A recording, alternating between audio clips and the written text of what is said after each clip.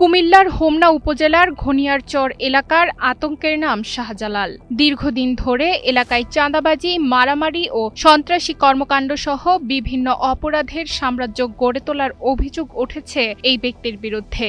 রাজনৈতিক ছত্রছায়ায় থাকায় বারবার অপকর্ম করেও পার পেয়ে যায় সে। 5ই আগস্টের আগে শাহজালাল ছিল আওয়ামী লীগ।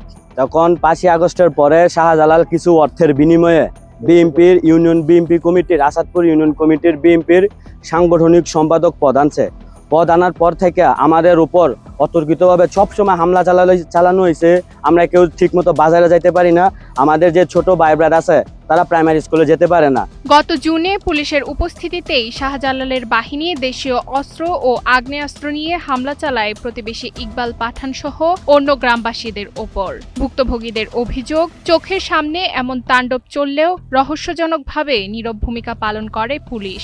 এখানেই শেষ নয়, হামলার পর চালানো হয় ব্যাপক ভাঙচুর ও লুটতরাজ। আমাদের সমস্যা হচ্ছে আমার ঘরে লুটপাট করছে, ঘর দুয়ার ভাঙচুর করছে।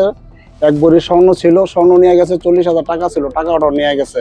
এগুলো সবকিছু করছে শাহজালাল ভাই মিনাল হোসেন, আল ইসলাম, শেকুল এবং তার 3 বোন আছে, পেয়ারা, আর একজন হলো এই বড়টার নাম পারুল, বড় বোনটার নাম পারুল, আর একটা বাতিজি আছে চিন্তামণি।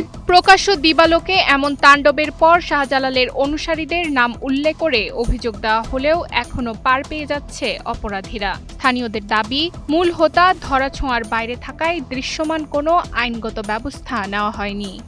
আমরা সব বাড়ির লোকজন চলে গেছি। চলে যাওয়ার পর হেরা গুলি করতে করতে পুলিশের সামনে হেরা গুলি করতে করতে আমাদের বাড়িতে দাও দিয়া কোবাইয়া সম্পূর্ণ যা কিছু আছে 3 লক্ষ টাকা উড়ালো ছিল। এই 3 লক্ষ টাকা সহকার যে কাগজ সহকার কমপ্লিট 3 লক্ষ টাকা আমাদের নিয়ে গেছে এবং কিছু স্বর্ণ ছিল, সব নিয়ে গেছে। কোনো মাল সামনা লাগে না। তবে পুলিশ বলছে ঘটনাটি অত্যন্ত গুরুত্বের সাথে দেখা হচ্ছে।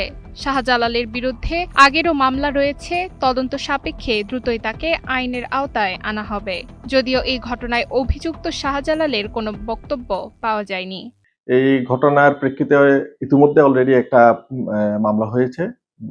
এছাড়াও এই মামলাটি তদন্তাধীন এবং এই বিষয়ে আরো কারো কোনো যদি ভুক্তভোগীর যদি কোনো অভিযোগ থাকে, এই বিষয়ে পুলিশ যথাযথ আইনগত ব্যবস্থা গ্রহণ করবে। আর অস্ত্র প্রদর্শনের বিষয়ে যেটি বলেছেন, এই বিষয়টি ইতিমধ্যে আমাদের নজরে এসেছে এবং আমরা এই বিষয়ে কাজ করে যাচ্ছি। আমরা গোপনীয়ভাবে তথ্য সংগ্রহের কার্যক্রম চলমান। এছাড়াও ওই ব্যক্তিকে শনাক্ত সহ এই অস্ত্র উদ্ধারের ব্যাপারে আমাদের অভিযান অব্যাহত আছে। এলাকায় শান্তি ফিরিয়ে আনতে এই চিহ্নিত সন্ত্রাসীকে দ্রুত গ্রেপ্তার ও দৃষ্টান্তমূলক শাস্তির দাবি ভুক্তভোগী সবার।